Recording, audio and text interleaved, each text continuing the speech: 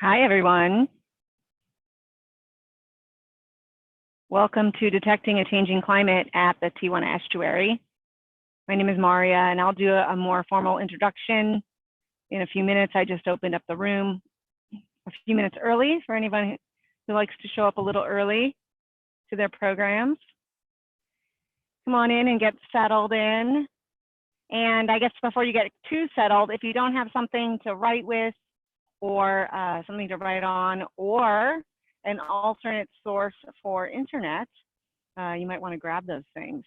We'll be looking at some at a website today that I'm going to share with you in just a minute. So if you're here for Detecting a Changing Climate at the Tijuana Estuary, you're at the right place. I'm Maria. I'm standing here outside on the edge of the salt marsh, and I will do another formal introduction. I just wanted to open up the room and have people get settled.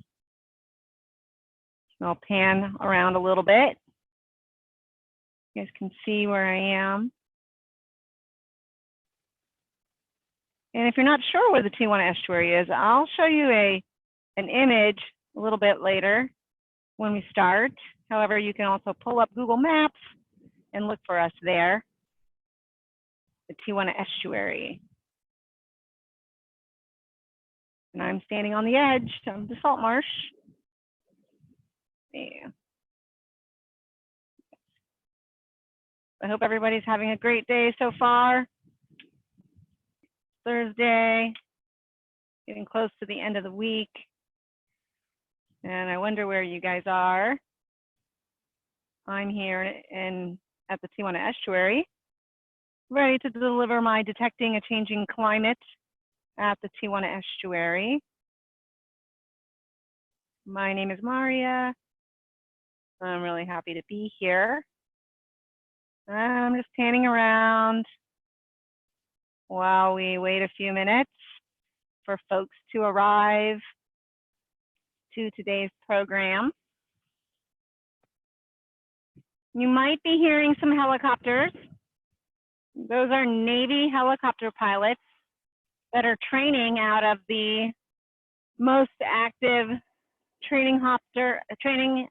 helicopter training facility for the Navy on the West Coast, which is located right next door.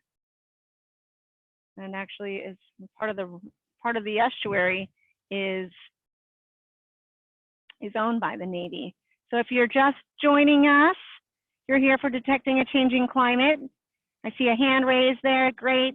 Thank you for raising your hand, letting me know you're here, since we can't interact in the way that we do traditionally with our distance learning programs.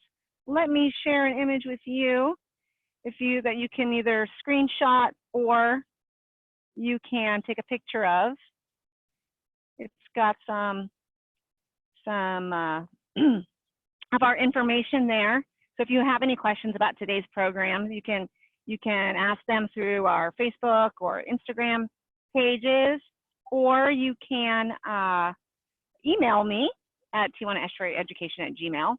And then you'll see a website on there, the nersdata.org/mobile for a mobile device. We'll be using that website today through in our program as we detect a changing climate here at the Tijuana Estuary.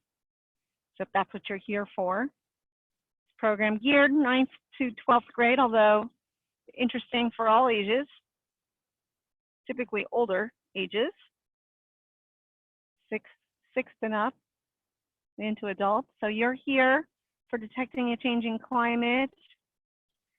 You might want to grab that information, something to write with, or you can just walk through the website with me if you don't have an alternate source. My name is Maria.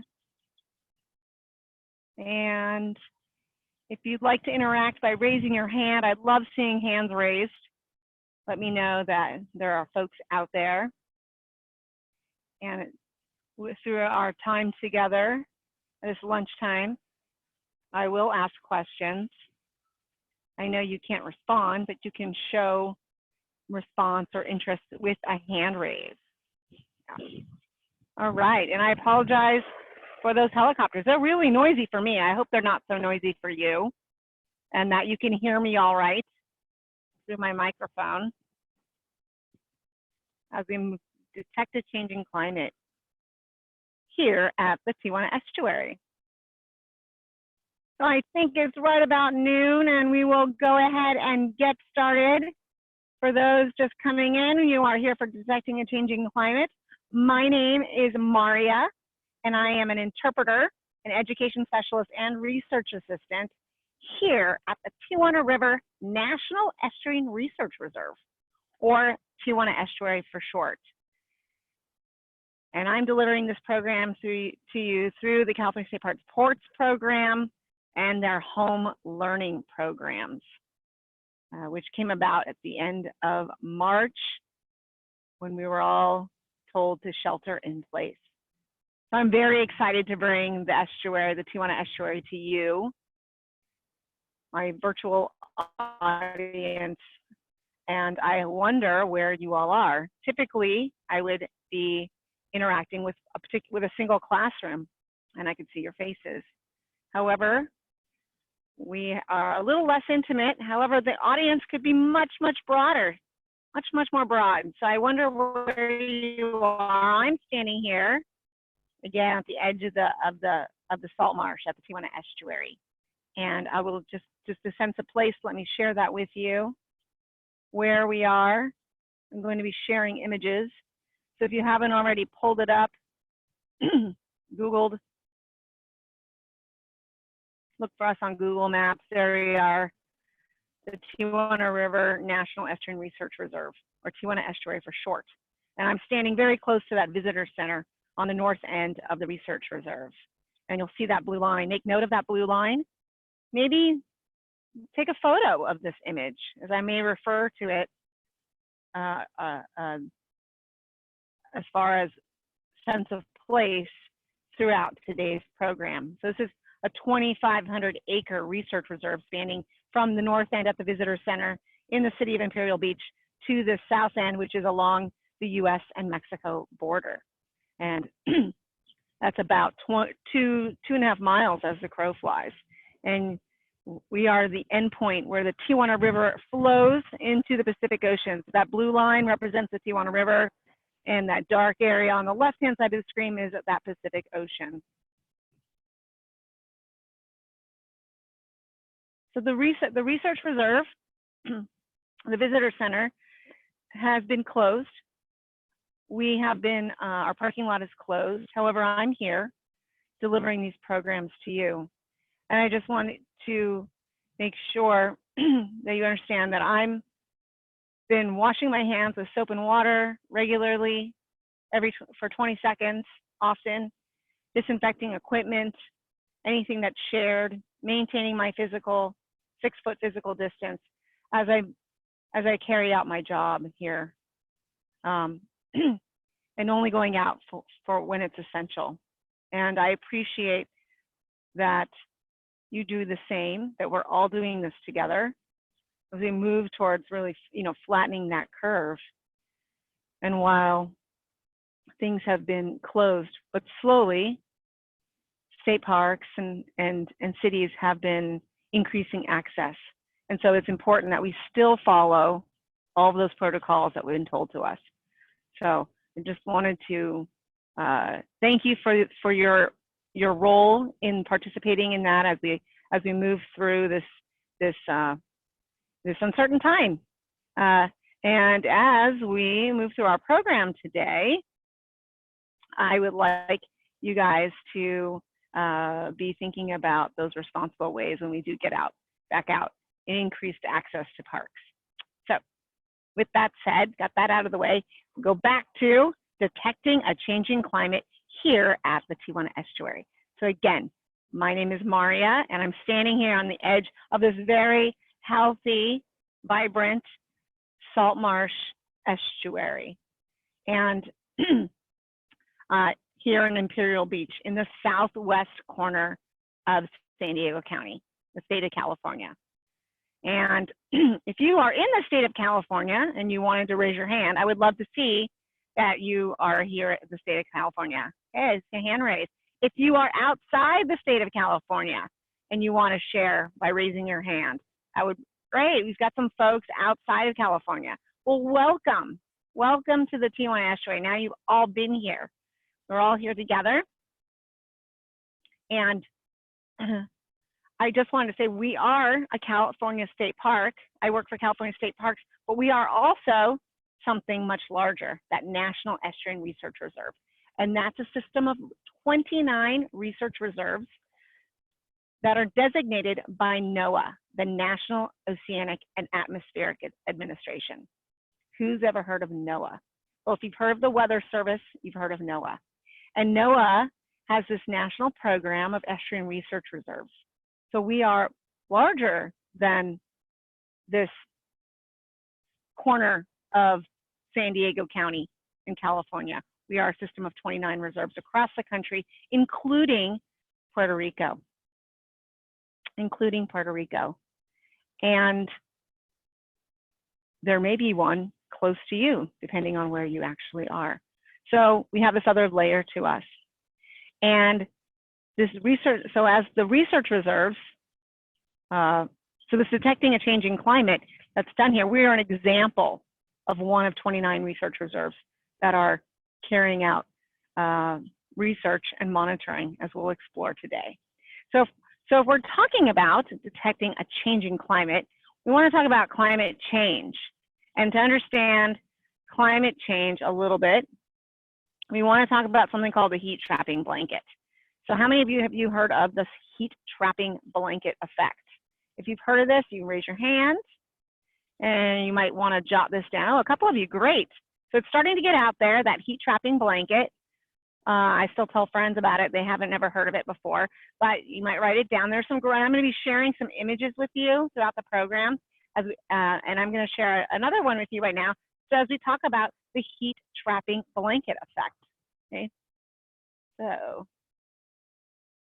let's talk about the heat trapping so we can understand the heat trapping blanket as we move on to detecting a changing climate. So the atmosphere around the Earth is a lot like a blanket. It's made up of gases that actually trap heat. And this is important so that we are not a frozen planet. Okay, so the atmosphere acts like a blanket around the Earth. However, when humans burn fossil fuels and for oil, like oil and gas, and for energy, we are releasing excess carbon dioxide into the blanket, into the atmosphere, which is one of the heat trapping gases that is building up. And this prevents the heat from the sun to go back out into the atmosphere. So this actually thickens the blanket. And like a thick blanket, on a warm summer day, the Earth, its atmosphere and the oceans are getting warmer. So there's this overall warming that's occurring from the increase in carbon dioxide in the heat trapping blanket. Okay, now, so this is causing this overall warming, and it's also causing weather patterns to become more disruptive, more erratic, unlike we've seen before. So, so there's an instability in weather patterns, and there's a overall warming, and this is due to the heat trapping blanket. Okay? So if you didn't know what it was, now you know, and if you knew, you heard it again. All right, so let's see. This is important for understanding some of the work that we do here. And so I mentioned we are part of a system of 29 research reserves. Well, all 29 research reserves participate in something called the System-Wide Monitoring Program, or SWAMP. We like our acronyms. SWMP, SWAMP, System-Wide Monitoring Program. And you can think of this more simply as taking the pulse of the system, of these estuarine systems, taking getting a checkup, right? The doctor performing that checkup on you, right, of these systems. So all 29 research reserves do this in several areas. and in the same way.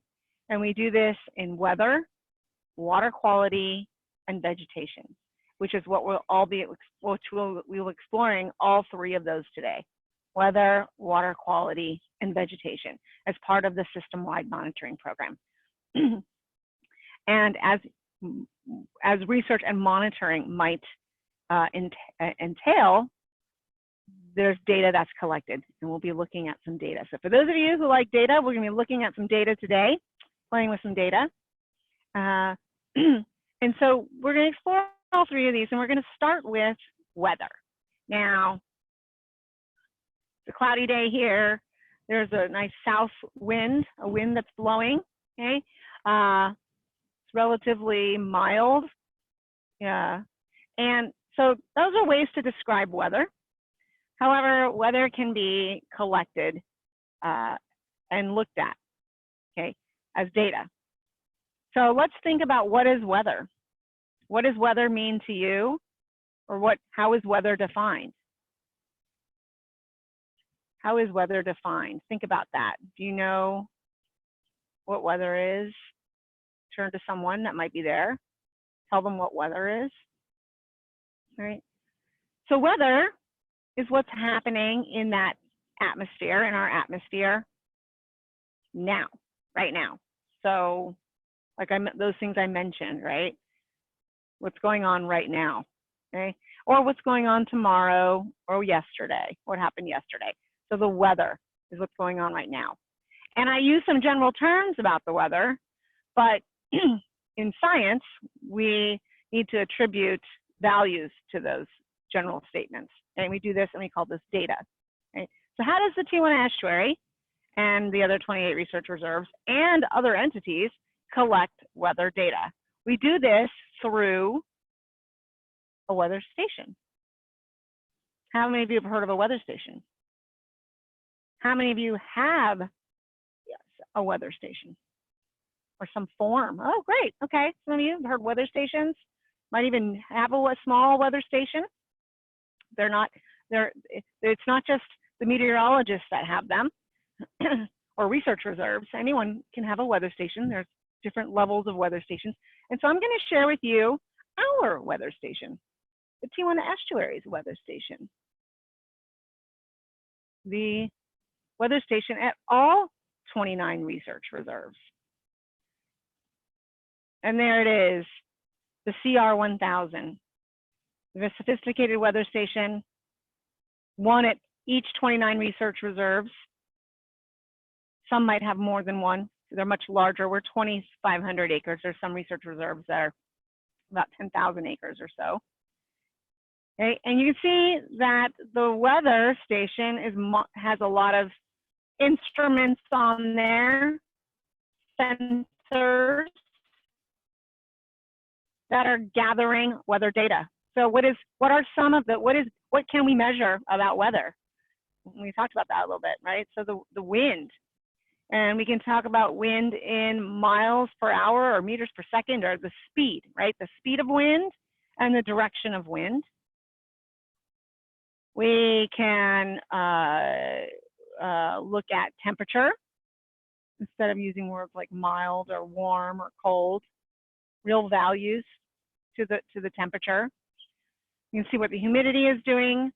We can collect rain data. Okay, so our rain gauge there, and the barometer measures that barometric pressure.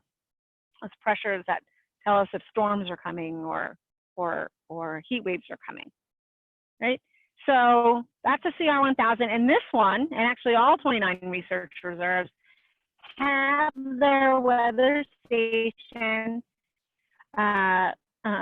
connected to a satellite, meaning they have an antenna, and ours looks like a top hat, that gray thing that looks like a top hat, kind of pointing to the sky, and it is collecting those parameters of weather and sending it to a satellite. And this happens about once an hour. So it's constantly collecting weather data, these sensors, collecting weather data, but then about once an hour or so, the satellite comes by and that data is transmitted.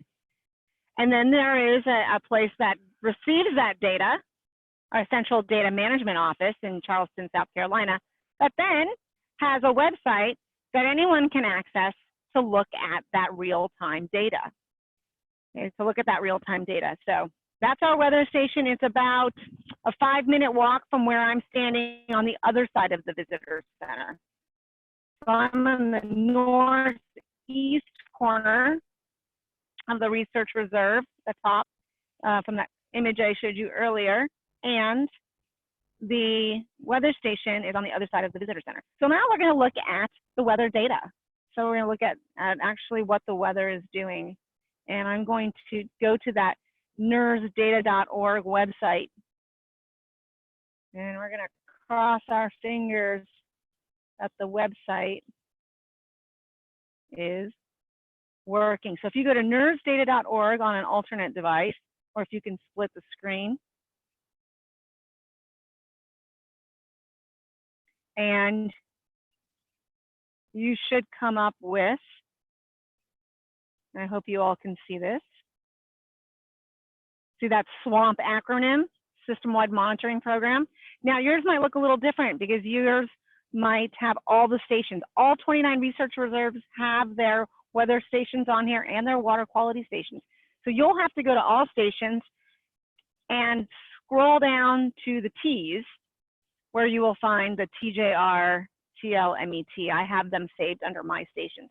So give you a minute to look, go to that. I'll go a little slowly here, but when you get to that, the TJR, TLMET, MET standing for meteorological, you might see an image, be able to decipher that image is the weather station image I just showed you. And I'm going to click on that.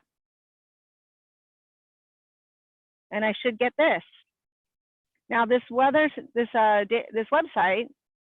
will show me real time, but it'll also show me some other data, which we'll talk about in a minute. But I want to look at real time, what's going on right now. So I'll click the real time. And there we go. We'll see there's today's date, 5/28. The time, 10:45, but that's standard time. That's standard time. So if we were in standard time, it would be 10:45, but we switched to daylight savings time, which actually threw us an hour ahead. So this really was taken at 11:45 in daylight savings time. So about a half an hour or so ago, half an hour, 45 minutes ago, this weather data was sent to the satellite. And so we can see that there are all the different parameters that we discussed and what they read, and we won't get into that today, but if we're talking about detecting a changing climate, right, and the heat trapping blanket and and air temperatures, the Earth warming, let's look at air temperature. So we'll see there it's measured in Celsius. And if when I was in high school, Celsius didn't really mean a whole lot to me. So I'm not sure if it does for you, but if you aren't familiar with it and 19.2 seems cold to you because you're familiar with Fahrenheit, let's look at Fahrenheit. We can just click for English units and it'll show us that it's a 67 degrees Fahrenheit. 67 degrees. Here, it's probably about an average. That's about an average temperature for this time of year. For today, that's today, right now. What's going on? So that might tell me, you know, what to wear, as I can look at the temperature when I get up in the morning, and what the temperature predictions will be today. Okay, but how might this be meaningful to, let's say, a farmer, someone who's been farming his or her entire life, or for its family's generations? Why would knowing the temperature and some of these parameters be meaningful for them? So you can think about that for a minute. So let's take a look at, so we can see that this weather data here, we can see right now. However, you can look at weather data. We won't spend time on it. Going back as far as this weather station was installed, right? And so then what would be the purpose? What would be the purpose of saving all that data? So what would be the purpose of saving all that data? Well, if we're looking at the weather, and the weather is telling us what's going on in the atmosphere right now, right? And if we're realizing that climate change is happening, how do we know that change is happening? Okay. And it's through the change in the data, in the trend in the data. So for as long as we've been collecting weather data, we can look at that weather data over time, right? And that would give us an idea of the climate. And if weather patterns and weather data was relatively the same or had a pattern, right? We can say an area is one type of climate, mild and dry, or cold and wet, right? But if the weather data is starting to show erratic weather patterns and a temperature that's climbing overall, there's a change in that climate, which can look really different depending on where you are on the planet. So collecting that data tells us what's going on right now, what to wear, do I turn my sprinklers on? But it can tell us what an area is like, overall rainfall patterns and temperature patterns. So if you're a farmer, what you might be planting for that season, planning for the next few years, right? But if changes are occurring, unlike we've seen before, that's a little harder to plan for, right? So understanding that data and looking at the data over long term tells us that there is a change in the climate when it comes to weather. All right. So now we've looked at how we all collect weather data in our system-wide monitoring program. And now we're going to move on to water quality. So we're talking about the oceans warming and these changes in rainfall and oceans warming. And we need to look at water quality data. And water quality might mean to you that is the water healthy? Are there things in the water that are going to hurt me? And that is water quality. Viruses and bacteria, those are things that are monitored for. However, we don't do that here. We're looking more specifically at the abiotic parameters of water. Abiotic. Raise your hand if you've heard that word before. Okay, maybe not a lot of you have heard abiotic. Okay, a couple of you have heard of abiotic. So that is the non-living parameters of water, right? So those parameters of water that can be measured. And if anyone here has a fish tank or a swimming pool, you might be familiar with some of those abiotic parameters already. Or you may be familiar if you're just thinking about the idea of swimming in water, right? And not from a health point. So before we get into how we collect that water quality data and our data using our data loggers, I want to talk a little bit about sea level rise. Sea level rise. So you can't really talk about climate change without sea level rise. And sea level rise is occurring. You know this through water quality data. What is sea level rise? What is sea level rise? Think about that for a minute. If you're thinking it's the overall rise in the level of the sea, yeah, you're right. That's it. The overall rise in the level of the sea. And what causes this rise in the sea level? What causes it? Raise your hand if you think you know. You might know. There are a couple of methods. Okay, excellent, a few of you. There are a couple of reasons for sea level rise. First off, if we've got this overall warming happening, especially in areas where there's ice caps, glaciers, those are melting. We are seeing those melt. And when water goes from solid to liquid, okay, that adds to the level of the ocean. That adds to the level of the ocean. So we've got melting of ice, and then we also have a warming of the ocean. So not just a warming of the air, but a warming of the ocean. And this warming of water in the ocean means that water molecules are expanding. Okay? They're expanding. So as water warms, it expands.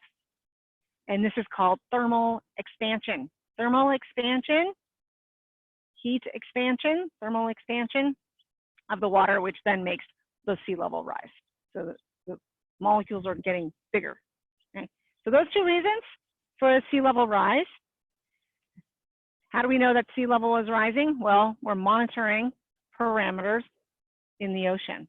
Okay? And so let's look at how the research reserve monitors water quality in the sense of abiotic parameters. This through, we do this through, show you, we do this through our data logger, several data loggers. This is one. This is the one closest to our visitor center. It's on the other side of the visitor center, just about a block or less than a block, half a block away from the actual ocean, in the north end of the research reserve. And this is the pole that the data logger, which I'll show you in a minute, is connected to. So we can't actually see the logger. It's under the water, collecting water quality data. However, it is also real time, meaning that that data that's being collected is sent again to the satellite and then transmitted to the data management office and then to the website, which we will look at in just a little bit there. So that's the logger. You'll see it's in a channel that has water in it all the time. Okay, and it has water in it all the time. And this is, I forgot to mention, this is a dynamic system, meaning that tides come in and out twice a day. So the estuary does fill and drain, unlike being in the ocean or at a pond or a lake. The water level here changes throughout the day. And so that's where the logger resides, this one. And now let's look at what the logger looks like and think about the parameters, abiotic parameters of water that can be measured. And there's the logger. On the left-hand side of the screen, that is the logger. The batteries are kind of in the top portion of the column, and the sensors are down on the bottom, hanging down, always in the water. And if we look at the sensors from the bottom, you'll see that that's the image on the right-hand side. And if you were thinking about abiotic parameters, you might have thought about dissolved oxygen. That's one that's often thought of first, especially if you're thinking about life in the water, aquatic organisms that require oxygen for breathing. So they are different levels of oxygen in the water, depending where you are, what the conditions are. So that's one parameter that's measured. We see that there is temperature. So that's one where you want to know, I would want to know, if I was thinking about going swimming, what the temperature of the water is. But again, organisms are adapted to certain temperature here. and conductivity, that is the saltiness or the salinity that can be measured about water. We also see turbidity, that's the cloudiness, and then we see depth, okay, depth, or level, sometimes level. So those are, and the pH there as well, and chlorophyll. So those are all the different abiotic parameters that we measure, that are collected, that the research reserves collect as when it comes to water quality in the system-wide monitoring program.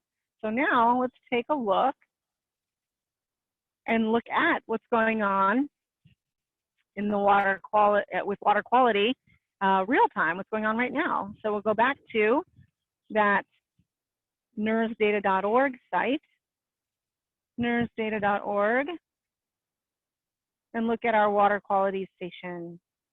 And maybe you have it pulled up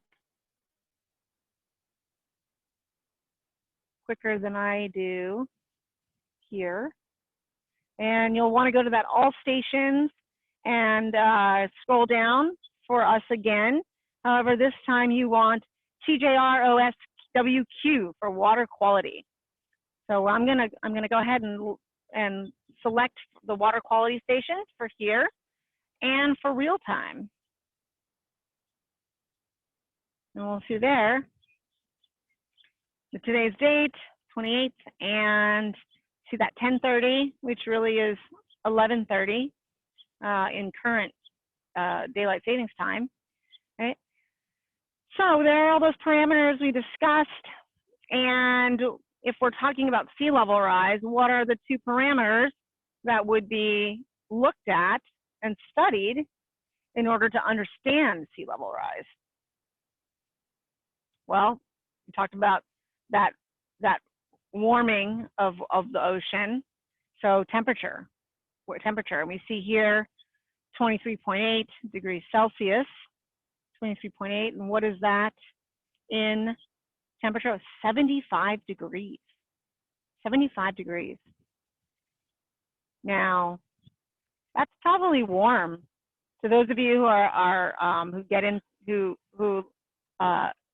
live on the West Coast, okay, that's probably pretty warm for you, and it is. So 75, okay, and then let's look at level, 0.62 meters. Okay, so now that's not that meaningful if you don't know what the baseline is, okay? So in order to understand, or in order to detect that there is a sea level rise occurring, water temperature over time, okay, so we see it right now, but water temperature looked at over time will describe that sea level rise, as will the level. So that's a measurement to a fixed point, the level. Okay, so only if you're studying sea level rise or looking at those parameters and seeing that change would you understand that there is a sea level rise occurring. So often our weather data will influence our water quality data. So as the atmosphere is warming and disruption of weather patterns, that will influence the water quality data. Okay, so if both are occurring, we are seeing a change in the climate here. Okay, so that's our data, our water quality and weather data. Now, water quality and weather data will also influence the biological. So we looked at weather and water quality, and now we want to look at the last program, which is vegetation in our system-wide monitoring program. Okay, is vegetation, and I'm standing, not by accident, in a location where vegetation is monitored. And vegetation is a lot easier to monitor than, let's say, invertebrates or fish or birds. However, all the biological can be influenced by those weather and water quality changes that are occurring. But vegetation is something that doesn't move, so it's a lot easier to monitor. However, it's not easy. We don't have a sensor that can just go in the ground, that goes along and tells us any changes occurring in the marsh. It's not collecting data. We have to do that. The research staff has to do that, and we do this in a very systematic way through our vegetation monitoring program, which I will do my best to describe through images with you. I wish I could do it with you, but it would be very challenging. Plus, it takes at least a couple of people. So let's talk about vegetation for a minute here. So this salt marsh vegetation is the first vegetation community that's influenced by the ocean coming in here. So this is a dynamic system I mentioned. That ocean brings in high tides through our river mouth, which is, as the crow flies, I don't even know. It's about, if I was to walk there, it'd probably take me close to an hour from where I'm standing right now to walk around and get to our river mouth where the blue line went into the ocean. And that opening allows water to come in and fill up these channels. So our low tide was this morning at a negative, it was a -3.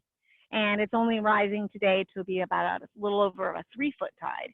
Okay, so this channel here fills and drains twice a day, as do all the channels. And so these plants, this community that's living here, the plants and the animals, are dealing with this dynamic system that's always changing.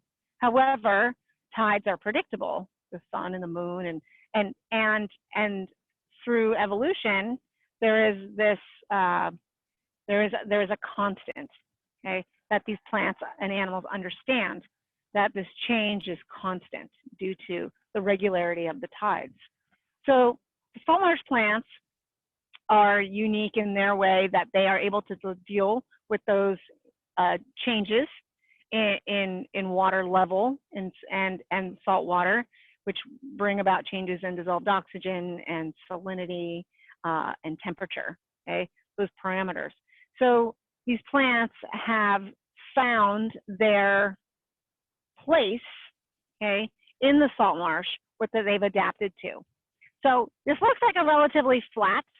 You might think this looks very flat. However, there is some elevation change. And so I'm going to flip the camera around so you guys can see what I'm looking at as where I'm standing, the salt marsh quickly ends. So the salt marsh is a vast plant community behind me. However, the area I'm looking at, I'm right up against the neighborhood of Imperial Beach. And like from that image, you saw those roofs. Oh, I'm sorry. I want to show you the image. No, so I'm on the. So that's in the city of Imperial Beach, and you see that the elevation slopes upward to the neighborhood there. And the salt marsh plant community actually changes very dramatically. You can see that green to that goes to that kind of yellowy brown color, which then is, those are our non-native upland plants, right? So the salt marsh ends basically where the highest tide level stops. Okay, so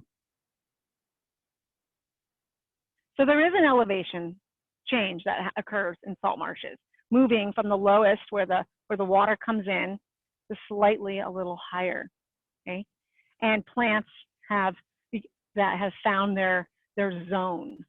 So we monitor these zones, moving from the low marsh to the high marsh. So we have a low, middle, and high marsh. And species have evolved to be best adapted, that through their ways they best adapt into their zones. All right, so how do we do salt marsh vegetation monitoring? Here, we set up transects around the research reserve in 9 areas. 9 areas, I'm going to share some images here. 9 areas where transects that look like this one. This is the image I thought I'd already shown you. Like the one I'm standing next to, look like from the sky. However, we don't leave them out. So what we do is we designate areas in varying meter lengths.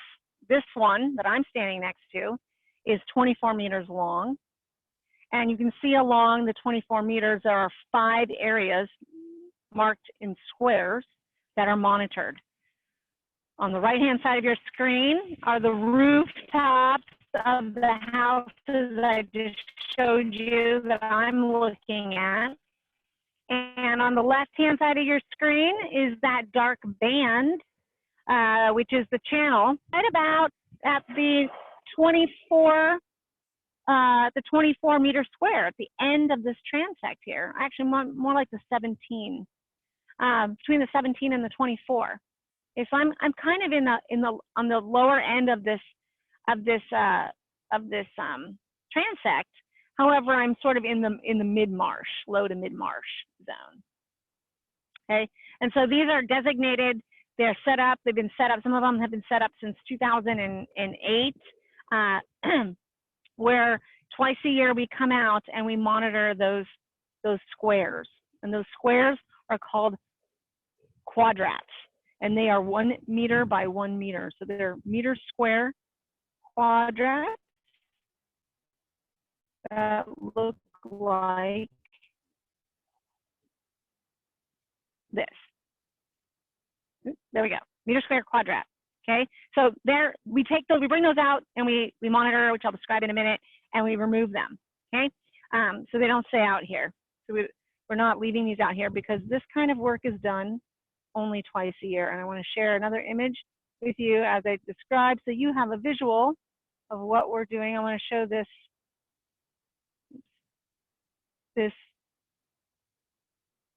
plant to you. Oops, I did this last time. Let's see, wrong plant.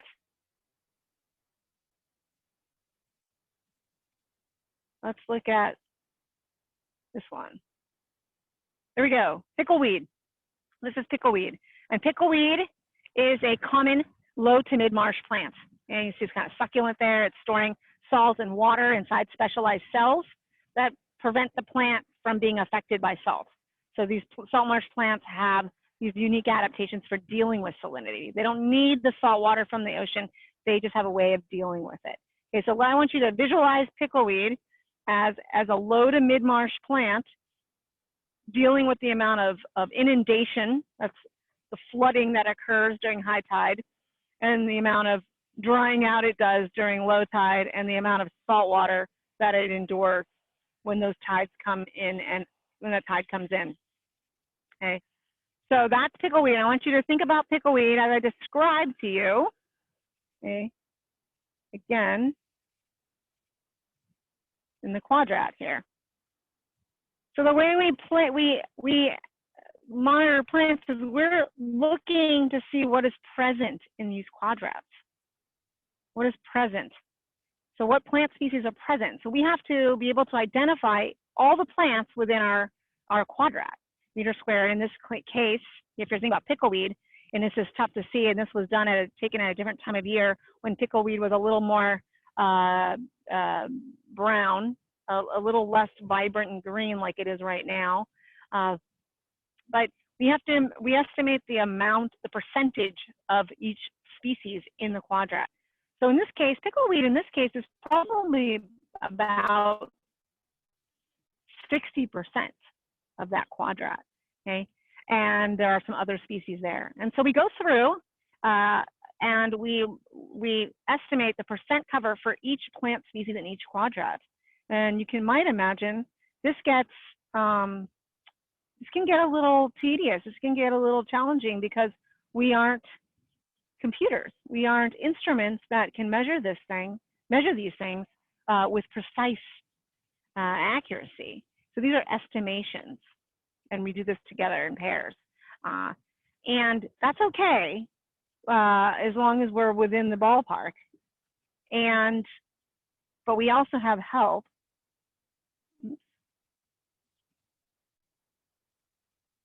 We also have help. I'm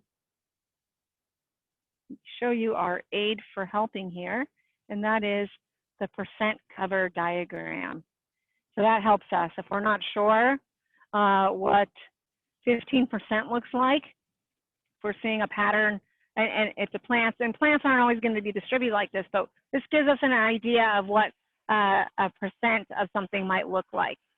Okay, so that helps us there. So we do this, like I said, in 9 areas around the research reserve, and some of the areas have just, this one has just 1 transect, some of them have 3, and they can be 100 and 120 meters long with 8, 9, 10 quadrats along each one. So it's quite intense, and we only do this, we only do this twice a year, in the spring and in the fall, because it is so intense. But this tells us, this is enough for us to understand what's here and where they're located, right? So over time, though, as we monitor these species and as we see a change in our weather data and overall weather and in sea level rise, you might ask yourself what changes might occur. What changes would we expect to see as species adapt to these changes in sea level rise and in overall weather, right? So these zonation areas, if the sea level is rising and rises to a level that covers the low marsh, does the mid-marsh, what will the mid-marsh look like? What will happen to the low marsh? Can salt marsh species actually move? Salt marsh plants actually move? They can't get up and move, but can their plant community migrate? And they can, if there's space to do so. If there's space to do so, because as seeds germinate, they'll germinate in the ideal conditions. And so if low marsh species are unable to germinate because of more inundation, they'll germinate adjacent in areas where there's less inundation. So if there's, in fact, effectively, maybe the low marsh, the mid marsh becomes the low marsh, and we start to see that there. So we have to sample the species in these zonations, and so it is a slow process, and we are only doing it twice a year. But changes aren't dramatic in these areas quite like that. So and it's ongoing. So we can't just look at this once. We have to keep looking at it, just like the weather data and the water quality data, as we monitor, as we participate in the system-wide monitoring program. So hopefully that made sense. That was clear. It's a little complicated and hard to imagine, especially if you've never been to a salt marsh, which I imagine some of you hopefully have, but maybe not. I didn't go to my first salt marsh until I got to college. So these 3 areas, weather, water quality, and vegetation, are all part of the National Estuary Research Reserve's system-wide monitoring program. But with that monitoring program, plus some other monitoring and other programs that we participate in, the Tijuana Estuary is also what's called a Sentinel site, in the Sentinel site program. And this then allows us to work with folks, city planners, elected officials, folks outside of the reserve boundaries to plan for these changes that are occurring as they look at the data that we've collected. So we're collecting all this data to understand what's going on, but then we want to apply that data to how we plan for the changes that are occurring and that are yet to still come. So I hope that you guys have a better understanding of how the Tijuana Estuary detects a changing climate through the monitoring that we do here, the system-wide monitoring program. I hope it inspired you to take a look a little at the website, the CDMO, the NERSdata.org site on your own, looking at that data, maybe find a research reserve closer to you, or play around with the data and graph the data, look at it, in a very visual way, which is always fun. And then I hope you visit us on our Facebook pages and Instagram. Share your comments and questions, or check out our website. I will post that. I will that.